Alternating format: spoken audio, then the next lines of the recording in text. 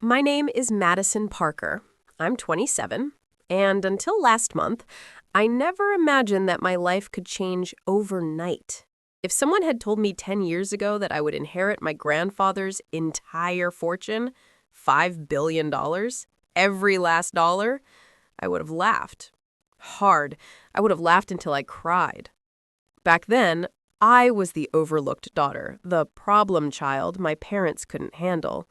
On my 18th birthday, I was kicked out of the house with nothing but a backpack, 2 changes of clothes, and a sketchbook filled with my dreams and doodles. My mother's voice rang in my ears, "You'll never survive without us."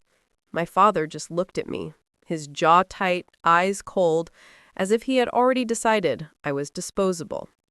I walked out that night, not knowing where I would sleep, how I would eat, or even if I'd ever feel safe again. Meanwhile, my older brother Ethan posted selfies from his fraternity party, a brand new MacBook in his lap, another gift from Dad. The contrast was brutal, the pain raw. But somehow, in the shadows of that pain, my grandfather appeared. William Parker, the man who would become my anchor, my protector, my lifeline. Grandpa didn't let my parents' cruelty define me. On weekends, he invited me over, fed me, let me crash on his couch, and most importantly, treated me like a person who mattered.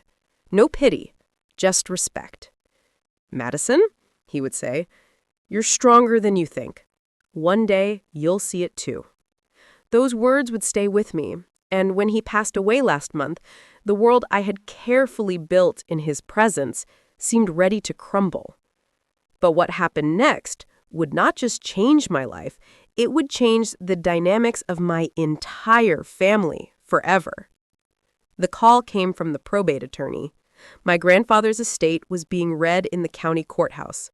My name was on the list alongside my parents and Ethan. My stomach twisted. My parents, Richard and Diane Parker, perfectly groomed, pearls, tailored suits, smiles so fake they could crack glass. And Ethan, glowing in his tailored navy suit as though he was born to inherit everything. The courtroom smelled of polished wood, paper, and tension. I sat down, my pulse hammering. The air felt thick, almost suffocating. And then Mr. Whitmore began reading the will. Here begins the last will and testament of William Parker. I watched my parents lean in, eager, hungry. Ethan stretched back like a king awaiting his crown. Their assumption was clear. They would get everything. I, the problem child, would get nothing. Then the words split the air. "I, William Parker, do hereby leave the entirety of my estate, valued at approximately $5 billion, to my granddaughter, Madison Parker." Time stopped. My heartbeat thundered. My parents froze mid-smile. Ethan's jaw dropped. I blinked. I had to blink twice. $5 billion. All mine. The attorney continued, "This estate is to be managed solely by Madison Parker, with no trustees, no oversight, and no conditional management. She shall have full control of all assets, properties, and holdings, effective immediately." I felt a heat rise inside me. Not anger, not triumph. Something heavier. A weight I had carried for years was lifting. But I also knew they wouldn't take this lying down. My parents were cunning, manipulative, and relentless. Ethan was arrogant and entitled. They had spent a lifetime teaching me that I was weak, incapable, unworthy. And now, armed with my grandfather's trust, I would prove them wrong. I grew up in a house where appearances mattered more than love. My parents, Richard and Diane, were wealthy, respected in their circles, flawless on the outside. Dad was a regional executive at a logistics firm. Mom thrived on social validation, cocktail parties, brunches, gossip. But behind the smiles was a household of competition, manipulation, and emotional neglect. My brother Ethan was the golden boy, straight-A student, football star, a polished socialite. Every achievement of his was celebrated with champagne, applause, and public recognition. And me? I loved books more than football, painting more than parties, quiet nights more than loud social gatherings. That was enough for me to be difficult, problematic, not good enough. The contrast was cruel. When Ethan turned 16, he got a brand new car. I patched together rides from friends, borrowing wherever I could. Dad said, "Life isn't fair, Madison. Learn your place." By 17, the tension was unbearable. Dinner was a battlefield. Mom rolled her eyes whenever I asked for fairness. Ethan smirked, basking in the glow of being untouchable. And Dad? He stared at me as though I were a problem he couldn't wait to dispose of.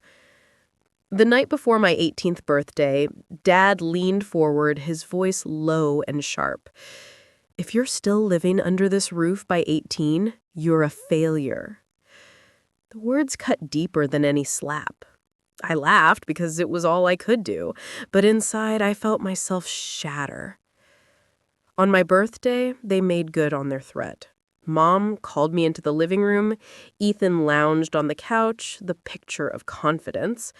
Dad held an envelope, standing tall.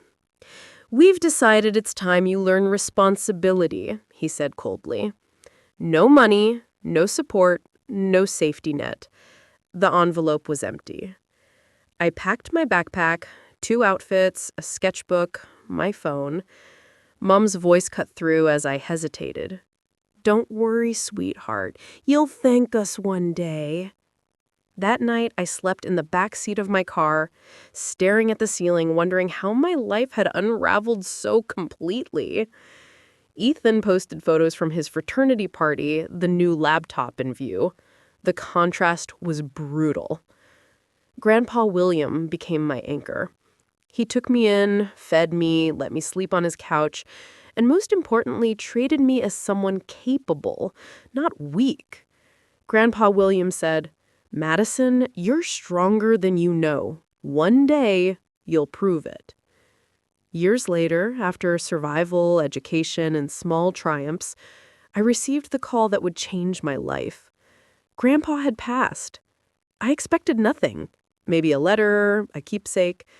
But the envelope from the courthouse told another story. My name was listed as an heir, alongside my parents and Ethan. My pulse raced. Walking into the courtroom, I saw them, pristine, polished, expecting to seize control. Ethan practically glowed with entitlement. My parents leaned in, whispering promises to manage everything for me. Then the will was read. "Madison Parker, you inherit the entirety of William Parker's estate, approximately $5 billion. You shall have full control with no oversight, no trustees, no conditions." Time froze. I barely breathed. My parents' faces crumpled. Ethan's jaw dropped. My pulse thundered. And yet, the real battle hadn't started. Within days, attempts to manipulate, intimidate, and undermine me began. Bank representatives called. My parents tried to access the estate. Gossip spread in our community. Friends questioned me. The weight was crushing. But in a forgotten drawer, I found a letter Grandpa had given me on my 21st birthday. "Madison, if you're reading this, remember, the world doesn't give, it takes. Stand tall. You are stronger than you know." That night, I decided, no more defense, no more fear. I would fight, document, and protect what was mine. I found a trusted financial advisor, Robert Hale. Methodical, grounded, patient. Not flashy, not impressed by billions. He asked the right questions. What are your goals? Your fears? What matters to you? With his guidance, I began reclaiming control. Careful investments, a modest home, a secure life. But the real power came from clarity. Grandpa's foresight, his letter, his trust in me. They had underestimated me. My parents, realizing their usual tactics wouldn't work, filed a petition claiming I was unfit to manage the estate. Guardianship, control, theft disguised as concern. The courtroom became a war zone of words, lies, and evidence.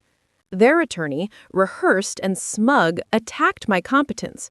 My parents, performing grief, called for protection of my interests. Daniel Grant, my legal ally, dismantled them piece by piece. Bank attempts, threatening messages, letters offering me guidance to funnel money into their accounts, all exposed. Grandpa's stipulations, ironclad, notarized, protected me fully. The judge ruled decisively. The estate remained in my sole control. My parents' reputation crumbled. Ethan's arrogance faced reality. Weeks later, I walked past my childhood home. It looked tired, worn, like its inhabitants. I whispered to the night, "Grandpa was right. I decide my worth." The real victory wasn't $5 billion in the bank. It was freedom.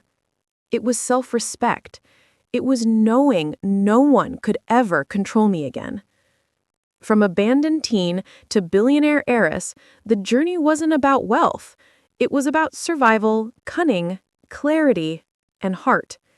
Every scar, every tear, every lonely night had led to this moment. And as I sat in my office, overseeing a philanthropy program, investing in education and innovation, I realized something crucial. True power is not money. True power is knowing your worth.